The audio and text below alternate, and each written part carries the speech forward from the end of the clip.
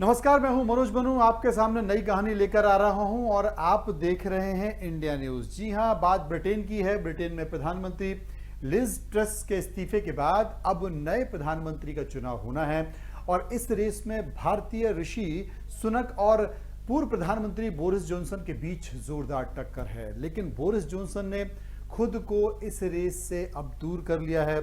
इसके बाद अब ऋषि सुनक को ब्रिटेन का अगला प्रधानमंत्री बनना तय माना जा रहा है।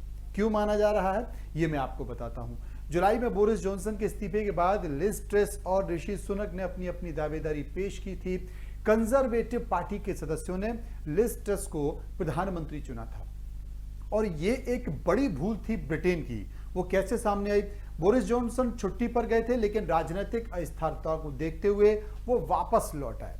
रविवार की देर रात उन्होंने दावा किया कि उनके पास 102 सांसदों का समर्थन हासिल है, लेकिन ऋषि सुनक की तुलना में कम है। उनके पास ज्यादा है। उन्होंने कहा कि मेरे पास देने के लिए बहुत कुछ है, लेकिन यह सही समय नहीं है।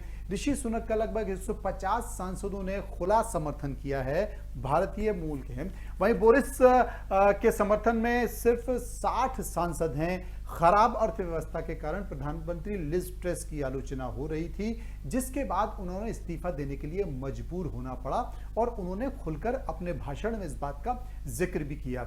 नियम क्या कहते हैं? नियमों के मुताबिक अगर कंजर्वेटिव पार्टी के 100 सांसदों का समर्थन एक उम्मीदवार को मिलता है तो उसे सोमवार को प्रधानमंत्री नामित किया जाएगा।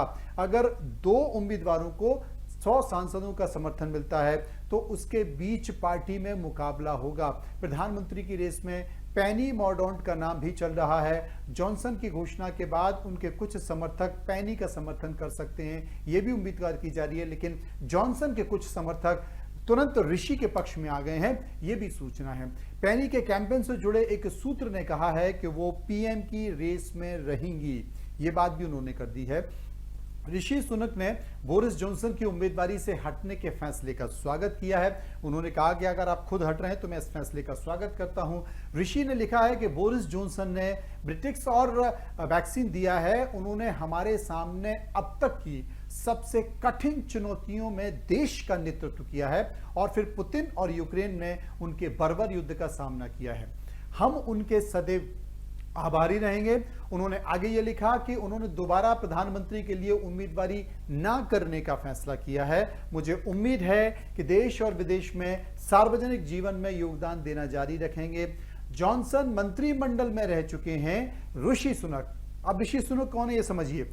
वो जॉनसन मंत्रिमंडल में रह चुके हैं। ब्रिटेन की राजनीति में बोरिस जॉनसन एक चर्चित नाम है। 2008 में लंदन के मेयर बनकर राजनीति में हावी हो गए थे। 2016 में वो ब्रेक्सिट का चेहरा बने थे और 2019 में उन्होंने कंजर्वेटिव पार्टी को एक शानदार जीत दिलाई थी। तो ऋषि सुनक उनकी सरकार में वित्त मंत्री रह चुके हैं। बाद में सुनक ने ही उनकी नीतियों पर सवाल उठाना शुरू कर दिया था और इस्तीफा दे दिया। अब अन्य मंत्रियों ने भी जॉनसन का विरोध किया। इसके बाद बोरिस जॉनसन को इस्तीफा देना पड़ा। लेकिन सबसे अच्छी खबर है कि सोमवार को 6:30 बजे ऋषि सुनक ब्रिटेन के अगले प्रधानमंत्री होंगे और यह भारत के लिए अच्छी बात होगी। फिलहाल इतना ही। नमस्कार।